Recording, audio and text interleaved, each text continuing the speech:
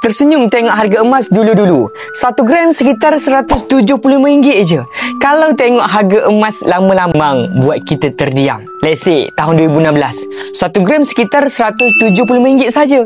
Hari ni 1 gram sekitar RM600. Beza RM425 per gram.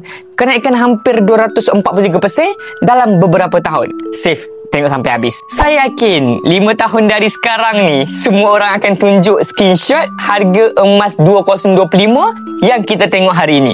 Dari masa tu, semua akan cakap murahnya dulu. Sama macam cerita mentor saya, Tuan Muhammad Zulkifli Syafi'i. Tahun 2006, dia cerita, beliau tak jadi nak beli 1 dinar sebab rasa mahal.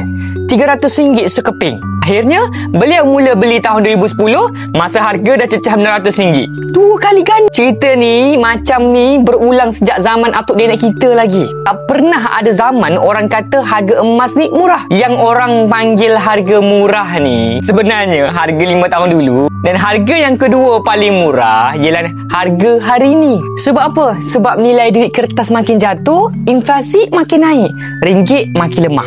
Kalau tanya saya kan, jangan tunggu harga emas murah. Simpan ikut kemampuan kita je lah. Konsisten tengok balik sejarah. Emas ni sentiasa menang. Nak tak saya bantu anda mulakan tabungan serendah RM100 sahaja melalui akaun emas Gold Accumulation Program GAP. Rujuk pin video saya untuk tengok 4 langkah daftar akaun emas Public Gold. Saya sendiri akan bimbing cara yang terbaik untuk daftar dan terus buat simpanan dalam akaun GAP ni. Jom kumpul emas 1 kilogram.